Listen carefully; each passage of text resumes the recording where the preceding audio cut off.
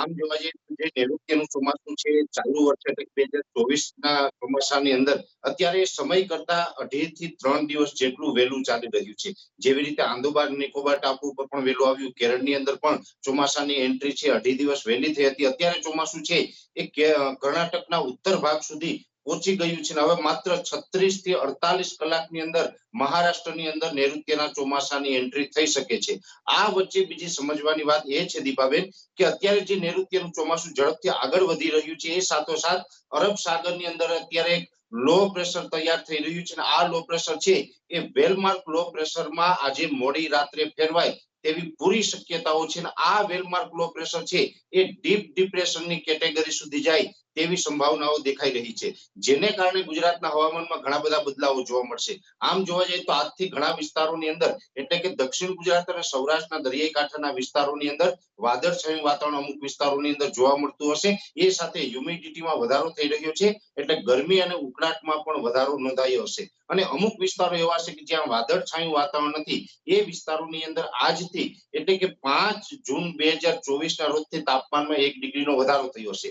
આ તાપમાન છે 9, 10 અને 11 જૂન એમ 3 દિવસ સુધી રાજ્યના અનેક વિસ્તારોની અંદર તાપમાન ફરીથી 40 ડિગ્રીને પાર થાય તેવી શક્યતાઓ દેખાઈ રહી છે। એટલે નૈઋત્યનું ચોમાસું આવે એ પહેલા તાપમાન ફરીથી એક વખત 40 ડિગ્રીને પાર થાય તેવી શક્યતાઓ છે અને જે આ વેલમાર્ક લો પ્રેશર છે એ ડીપ ડિપ્રેશન બનશે, જેને કારણે અત્યારે દક્ષિણ ગુજરાત અને સૌરાષ્ટ્રના દરિયાઈ કાંઠાના ભાગોમાં વાદળ જોવા મળી રહ્યા છે।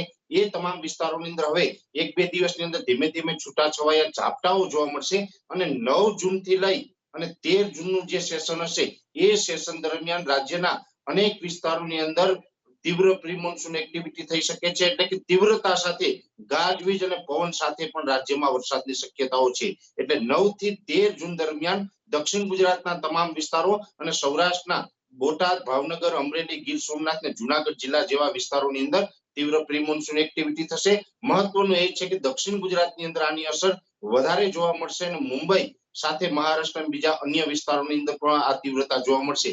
આ ડીપ ડિપ્રેશનને કારણે રાજ્યની અંદર પ્રી મોન્સૂન એક્ટિવિટી થઈ ગયા બાદ નૈઋત્યનું ચોમાસું છે લગભગ 13 અથવા તો 14 જૂને ગુજરાતની અંદર પ્રવેશ કરી શકે છે અને ગુજરાતની અંદર વલસાડ જિલ્લાથી જે દર વખતે નૈઋત્યના ચોમાસાની શરૂઆત થતી હોય છે એ જ મુજબ વલસાડ જિલ્લાથી નૈઋત્યની શરૂઆત થશે અને વલસાડ જિલ્લા બાદ સૌરાષ્ટ્રના 3 જિલ્લા હશે જેમાં ગીર સોમનાથ, અમરેલી અને જુનાગઢ। એટલે આમ જોવા જઈએ તો 4 જિલ્લા દક્ષિણ ગુજરાતનું વલસાડ અને સૌરાષ્ટ્રના 3 જિલ્લા છે એની અંદરથી 13 અથવા તો 14 તારીખે નૈઋત્યના ચોમાસાની શરૂઆત થઈ શકે છે અને આ વર્ષની જે નૈઋત્યના ચોમાસાની શરૂઆત હશે એ નબળી શરૂઆત નહીં હોય, એક પ્રકારે ધમાકેદાર એન્ટ્રી હશે અને ધોધમાર વરસાદ સાથે 13 અથવા તો 14 જૂને નૈઋત્યના ચોમાસાની શરૂઆત છે ગુજરાતમાં થઈ જાય એવું હાલ લાગી રહ્યું છે। આમ જોવા જઈએ તો જેવી રીતે ચોમાસાની જે શરૂઆત થતી હોય છે નૈઋત્યનું ચોમાસું જેમ ઉત્તર અને ઉત્તર પશ્ચિમ તરફ આગળ વધતું રહે છે એની અંદર જે વલસાડ જિલ્લાથી ચાલુ થાય છે એ પછી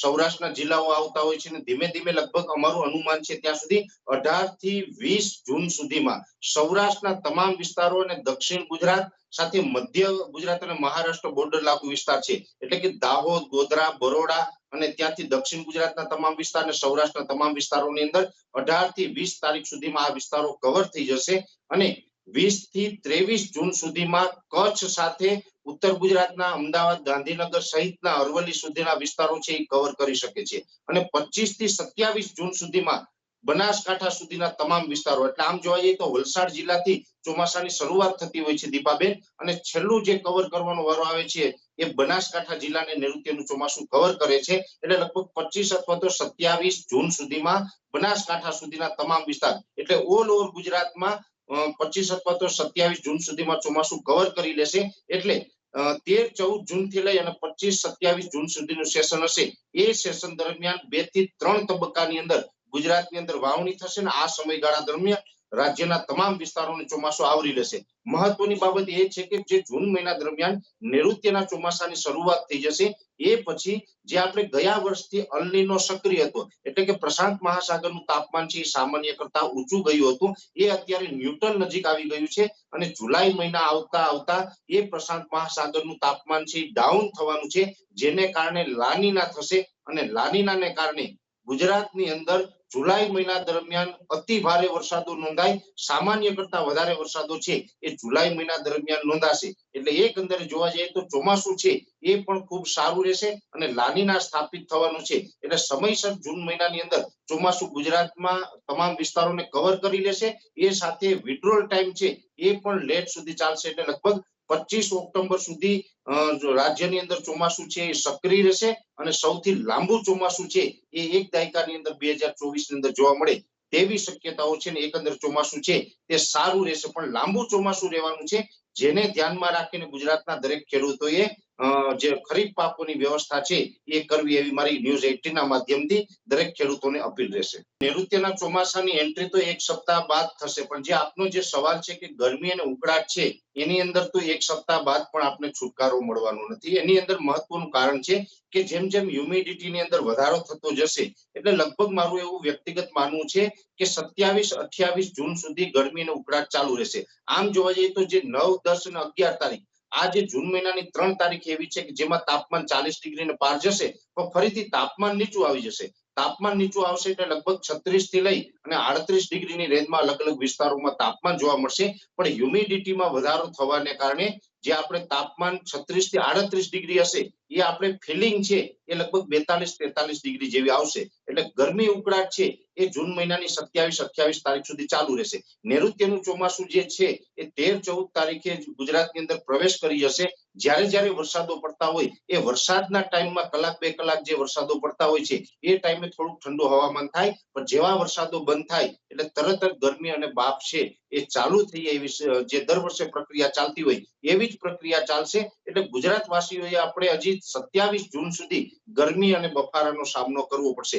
એમાંથી છુટકારો નહીં મળે. ખાસ કરીને જૂન મહિનો પૂરો થશે તે પછી જ આપણે ગરમી ઉકળાટમાંથી રાહત મળે તેવું હાલ એક અમારું પ્રાથમિક અનુમાન છે. એ મુજબ 2024 નું ચોમાસું છે તે ખૂબ સારું રહેવાનું છે. હવે આ નૈઋત્યનું ચોમાસું જે આપણે આવી જાય ને આ ચોમાસું ખૂબ સારું રહેવાનું છે, તેની અંદર મહત્વના 2-3 પરિબળો રહેશે. જેવી રીતે મેં આપને જણાવ્યું કે જુલાઈ મહિનાથી લાનીના સક્રિય થવાનું છે. એટલે લાનીના સક્રિય થાય તો એને કારણે પણ જે ચોમાસા ઉપર આપણે એક સારી પોઝિટિવ અસર પડતી હોય છે, એને કારણે પણ ચોમાસું સારું રહેશે.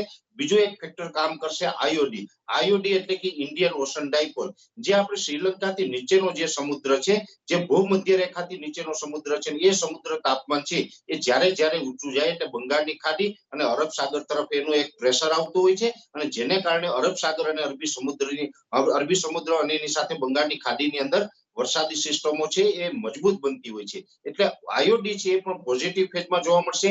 લાનીના સક્રિય થશે અને જે ચોમાસા દરમિયાન જે શોર્ટ ટાઈમ પેરામીટર હોય છે એમજેઓ એટલે કે મિડલ જોર્ડન ઓશન છે એ પણ પોઝિટિવ ફેઝમાં રહે તેવી શક્યતાઓ છે. આ તમામ પરિબળોને કારણે નૈઋત્યનું ચોમાસું છે એ આપણે 13 જૂન કે 14 જૂન થી શરૂઆત થાય એ પછી 2024 નું ચોમાસું છે તે ખૂબ સારું રહેશે. અને એકંદરે વરસાદની ટકાવારીમાં વાત કરવા જઈએ તો 98% થી લઈ અને 108% સુધીના વરસાદો થશે. એટલે નોર્મલ કરતા ચોમાસું છે તે સારું રહેશે અને લાંબુ ચોમાસું જોવા મળે તેવી શક્યતાઓ છે. જૂન મહિનામાં મેં આપને કીધું એમ 2-3 તબક્કામાં રાજ્યના તમામ વિસ્તારોને કવર કરી લે અને જુલાઈ મહિનાની અંદર 1 જુલાઈ થી લઈને 15 ઓગસ્ટનું સેશન હશે. આ જે 45 દિવસનું સેશન હશે એ ખૂબ મહત્વનું હશે. બની એવું શકે છે કે જે ઓગસ્ટ મહિનાની અંદર 2 થી 15 ઓગસ્ટનું સેશન હશે એમાં કદાચ વરસાદનો ગેપ જોવા મળી શકે. પણ જે 1 જુલાઈ થી લઈ અને 30 જુલાઈ સુધીનું સેશન હશે એની અંદર રાજ્યના અનેક વિસ્તારો હશે એની અંદર ડેમો ઓવરફ્લો થાય, નદી નાળા છલકાઈ જાય અને અનેક વિસ્તારોની અંદર અતિવૃષ્ટિનો પણ સામનો કરવો પડે છે. જુલાઈ મહિનો છે આમ તો આપણે સારા વરસાદ કરતા પણ સામાન્ય કરતા વધારે વરસાદ એટલે નુકસાની વાળો પણ સાબિત થઈ શકે છે. અને એમાં પણ દક્ષિણ ગુજરાત અને સૌરાષ્ટ્રના ભાગો એવા હશે કે જ્યાં વરસાદની માત્રા વધારે રહેશે અને જુલાઈ મહિના દરમિયાન અતિવૃષ્ટિને કારણે રાજ્યને નુકસાનીનો સામનો કરવો પડે તેવી પણ નોબત આવી શકે. એટલે હું અહીં તો ન્યૂઝ 18 ના માધ્યમથી ગુજરાતને, ગુજરાતવાસીઓને અને તંત્રને પણ હું અહીં એલર્ટ કરું છું કે જુલાઈ મહિનામાં આપણે ખાસ સાવચેતી રાખવી પડશે. બાકી જો આપણે ઊંઘતા ઝડપાઈ જશું તો મોટી આફત પણ આપણી ઉપર આવી શકે. કેમ કે જેવી રીતે ગયા વર્ષે આપણે જુનાગઢ હોય અથવા તો અમરેલી જેવા વિસ્તારોની અંદર જે ખાના ખરાબી થઈ હતી એ પ્રકારની અતિવૃષ્ટિનો માહોલ છે એ જુલાઈ મહિના દરમિયાન જોવા મળશે. જો કે એક લાંબા ગાળાનું આ અમારું અનુમાન છે. જુલાઈ મહિનામાં જ્યારે પણ વરસાદી સિસ્ટમ બનશે ત્યારે એની પરફેક્ટ તારીખ સાથે વાત કરવામાં આવશે કે આ તારીખે આ વિસ્તારની અંદર આ સિસ્ટમ અસર કરશે અને આ વિસ્તારોની અંદર એક મેઘ તાંડવ જોવા મળશે કે જુલાઈ મહિનાની અંદર મેઘ તાંડવ જોવા મળશે અને વરસાદ છે એ પોતાનું રૌદ્ર સ્વરૂપ બતાવે તેવી પૂરી શક્યતા અમે માની રહ્યા છીએ.